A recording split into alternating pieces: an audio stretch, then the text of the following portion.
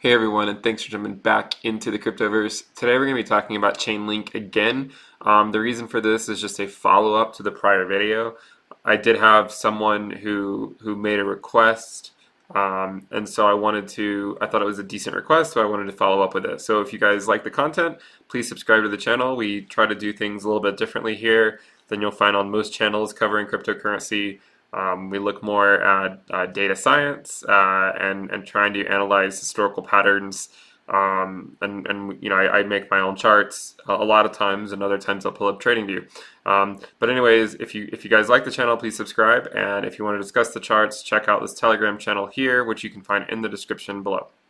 So, one of the things that I was asked basically was, people liked this idea of Bitcoin below the 20-week moving average and Bitcoin above the 20-week moving average.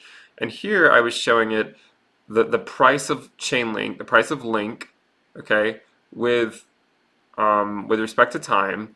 But it was color coded based on if Bitcoin was either above the 20-week moving average or below the 20-week moving average.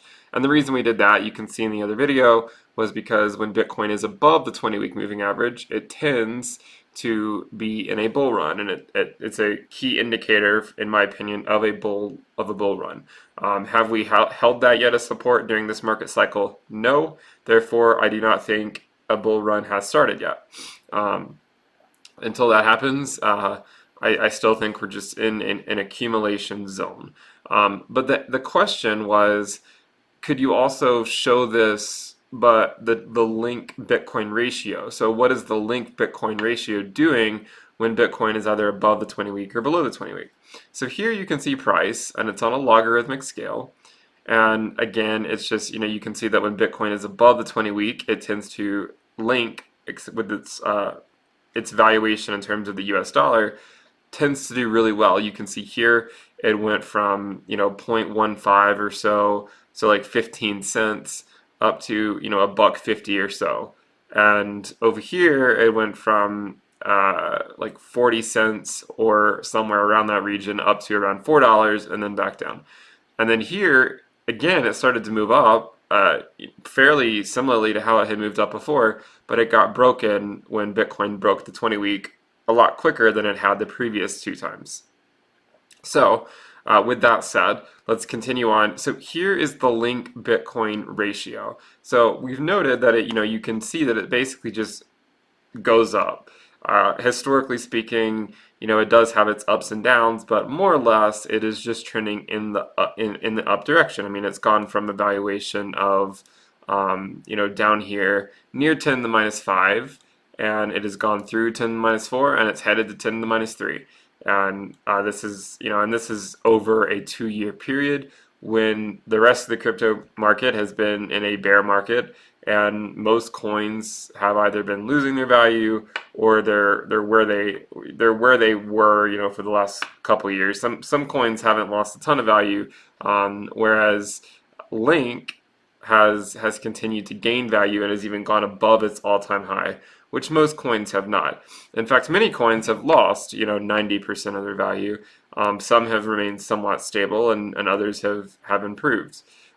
So let's go ahead and plot it with the 20-week moving average metric of Bitcoin. So this is what it looks like. So when Bitcoin is above the 20-week, this is what the valuation of Link with respect to Bitcoin has done. So you can see, similarly to before, you see really strong moves from Link during that time. But which this shows a different story though, because if you look at price, you can see that the price doesn't really do a whole lot when Bitcoin's below the 20-week. When you span it from when it broke the 20-week to the downside to when it went above the 20-week to the upside, it doesn't really change that much. But the price of Bitcoin was going down.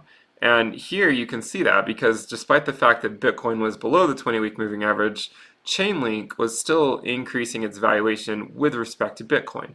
So not only was it increasing when Bitcoin was, above the 20-week, but it also increases its valuation with respect to Bitcoin when it's below the 20-week, at least historically speaking. But one of the things you can note that I think is worthwhile to point out is when Bitcoin is above the 20-week, it seems like the ratio, the valuation of Link with respect to Bitcoin increases much quicker than it does when it's not. So you can see this, I didn't actually measure the slope, but if you were to say measure the slope of this line here, you can see obviously it would be a lot steeper than this one here. And again, the same thing for this time where we went above the 20-week, and then it tends to become a little bit flatter when we're below the 20-week. So, and even that is, a little bit hand wavy, because you can see that, when we were below the 20-week here, this was still a fairly decent move. It just wasn't as pronounced as this one. Certainly this one was much steeper. So, what are we looking for then with Link? It obviously seems to be doing well regardless of what Bitcoin is doing.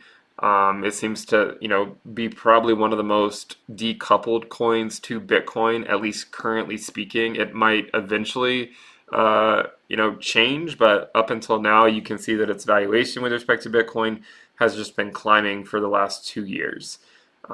So what are we looking for? We're looking for Bitcoin to get above the 20-week moving average. And if it gets above the 20-week moving average, then if historical trends were to repeat, then we might expect a similar move. Because, both times that Bitcoin got above the 20-week moving average, you can see that at first, the valuation of Link with respect to Bitcoin fell, but then it pretty quickly turned around and went on to a much higher valuation.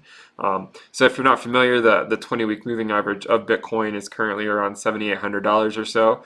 So Bitcoin does need to gain about $500 or $600 to get to that 20-week moving average. But this is at least something I think that is worthwhile to look at. So if you guys do like the content, please again subscribe to the channel. Check out the Telegram channel, which you can find in the description below. And if you want to support the channel, you can also find information on how to do that in the description below.